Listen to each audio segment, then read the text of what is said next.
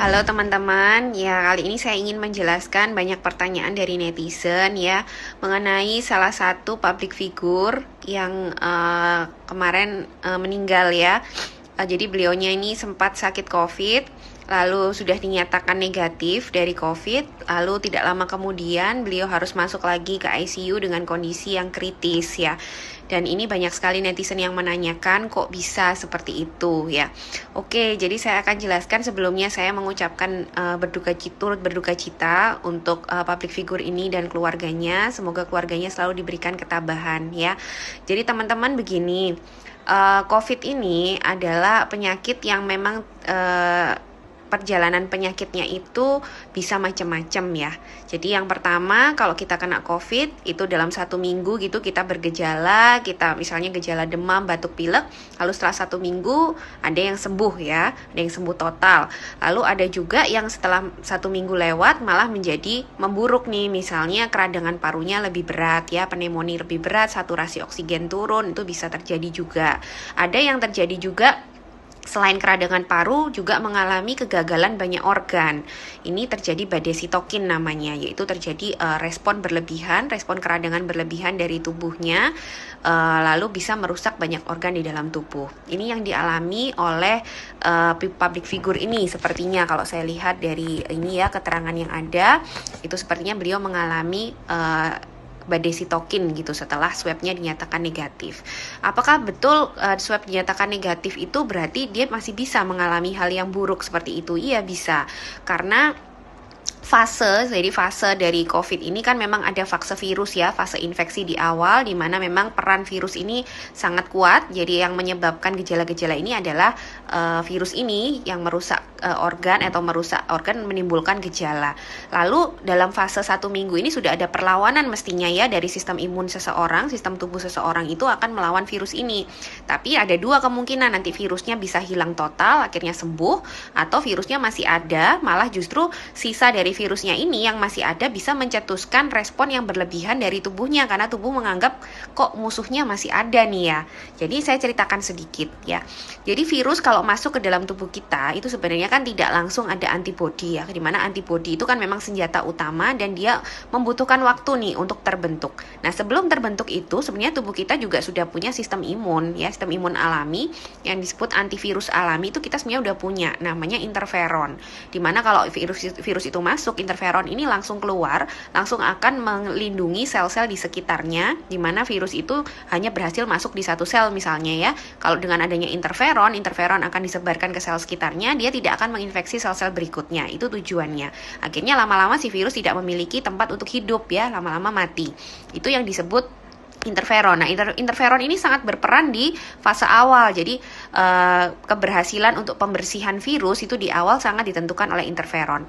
Nah, pada kondisi-kondisi tertentu ya, orang-orang dengan komorbid, orang-orang dengan faktor genetik tertentu, ini ada yang interferonnya tidak bekerja dengan baik. Jadi pada saat virus itu masuk, hanya sedikit atau terlambat kadang-kadang interferon itu baru muncul. Jadi virusnya sempat berkembang biak, terus akhirnya virus ini tidak bisa dibersihkan secara optimal di fase awal ya. Jadi sebelum ada antibodi dia seharusnya kan sudah sedikit dulu gitu, jadi tinggal nanti sisanya dibersihkan oleh antibodi. Nah karena masih banyak itu kadang tubuh akhirnya membaca sesuatu ini menjadi musuh yang besar sekali. Jadi contohnya nih misalnya sistem imun kita itu adalah tentara ya, tentara yang sedang memburu penjahat. Lalu penjahat ini ternyata sudah ditembakin, tapi masih ada sisa nih 3-5 orang di dalam satu rumah sembunyi. Nah, sistem imun yang tentara ini menganggap loh kok masih ada nih di dalam rumah itu masih ada musuh nih 5 orang. Ayo nih daripada kita tembakin satu-satu, kita kirim bom aja gitu ya. Jadi bom itu sebenarnya berlebihan, cukup mungkin ditembak satu-satu kan mati ya penjahatnya. Tapi karena respon yang berlebihan dari tubuh itu, akhirnya bom yang dikasih. Nah itu yang disebut badai sitokin. Jadi terlalu banyak dibomkan ke situ, oke virusnya mati semua ya, mati semua, makanya viral load itu akan turun. Jadi swabnya itu bisa negatif karena viral load atau jumlah virus itu akan turun karena mati sebenarnya dengan keradangan itu. Tapi karena itu bomnya juga merusak rumah ya. Jadi organ-organ tubuh di dalam tubuh manusia yang normal itu juga ikut rusak gitu. Jadi berlebihan sebenarnya responnya. Nah ini bisa terjadi pada beberapa orang dan kita nggak bisa prediksi. Makanya dari awal itu selalu yang saya tekankan, yang pertama, kalau kita mau menilai seseorang itu sembuh dari COVID, kita harus lihat keseluruhan ya. Apalagi kalau awalnya ini gejalanya bukan gejala ringan. Jadi gejala ringan dan gejala sedang itu seperti apa? Sedang itu kalau misalnya ada keradangan paru, jadi saturasi oksigen sudah mulai menurun, itu berarti sebenarnya sudah ada proses keradangan di dalam tubuh. Jadi virus itu tidak dibersihkan dengan baik. Ya, kalau sudah ada seperti itu, sebenarnya untuk menilai kesembuhan tidak boleh hanya melihat swabnya saja. Jadi kita harus melihat juga pemeriksaan darah dari marker-marker keradangannya ya, marker-marker pembekuan darah seperti dedimer misalnya, dan juga bagaimana kondisi foto rongsennya, klinisnya bagaimana, saturasinya seperti apa, semua harus dinilai ya, baru itu dinyatakan sembuh. Jadi bukan hanya dari swabnya.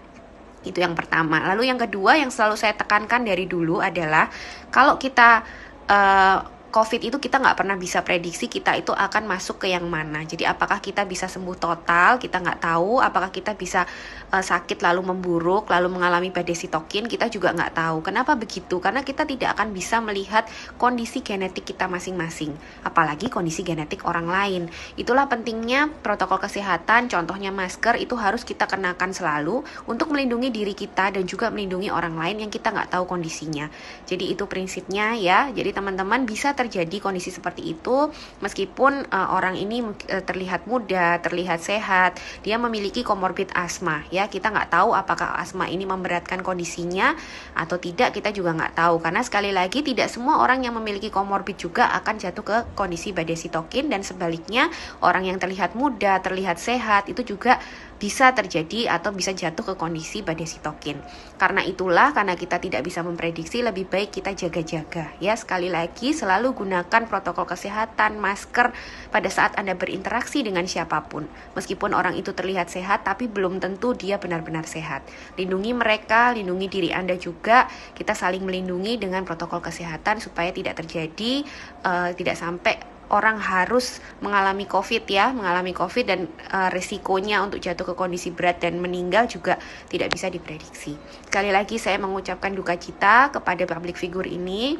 Ya semoga keluarganya selalu diberikan ketabahan, dan semoga buat teman-teman Instagram semakin jelas dengan penjelasan ini.